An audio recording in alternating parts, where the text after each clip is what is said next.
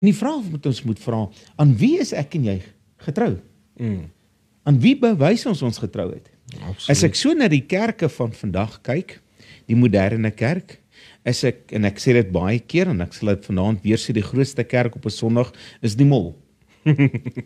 Ja. Hulle is baie getrou aan daai wimpie, die spur en daai goed. Kyk, hy mis nie sy afspraak op 'n Sondag nie. Maar getrouheid aan God, en hier is die belangrikste element, getrouheid aan God Ja. is 'n groot gebrek. Nee, definitief, pastoor. Ek het dit ook hierso wat ek gesê het, die woord getrouheid verwys na betroubaarheid, loyaliteit en standvastigheid in jou verhouding tot God en ook met ander mense. Ja, Want kyk, dit beteken ook om beginselvas en opreg te wees in woorde en in dade en om jou beloftes na te kom en om standvastig te bly in jou geloof en morele integriteit. Ek dink dit is baie belangrik vir ons as kinders van God. Dis soos wat pastoor gesê het, ons moet standvastig wees in ons morele standaarde met ons verhouding met God.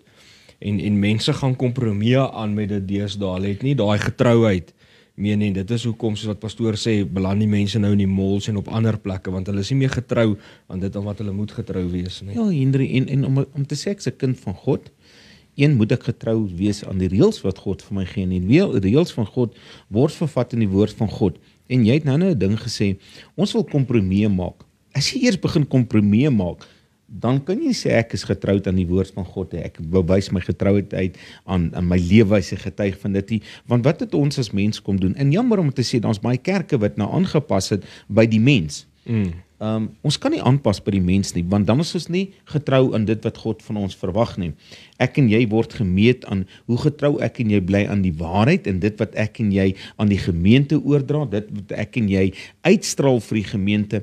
Dit moet 'n bewys van getrouheid wees tot eer en liefde vir die God wie ons aanbid.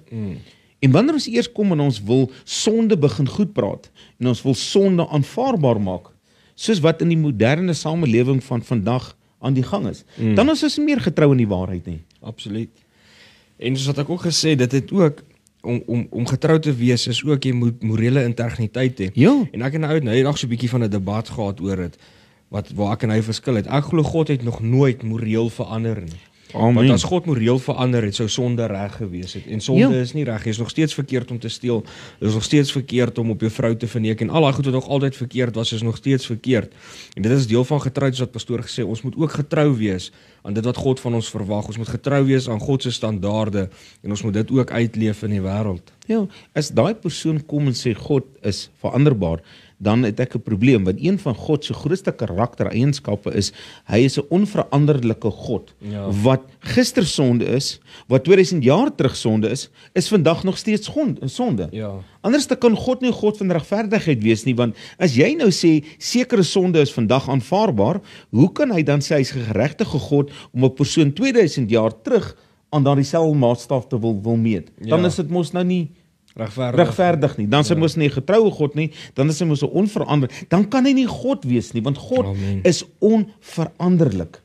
Amen. En dis soos wat pastoor nou sê, God se maatstaf bly dieselfde en omdat die maatstaf dieselfde bly, skiet almal tekort. Selfs 2000, 6000 jaar terug het almal tekort geskiet tot en met vandag. Skiet ons nog steeds tekort aan daai standaard en dis kom ons die redder Jesus Christus nodig het. Amen.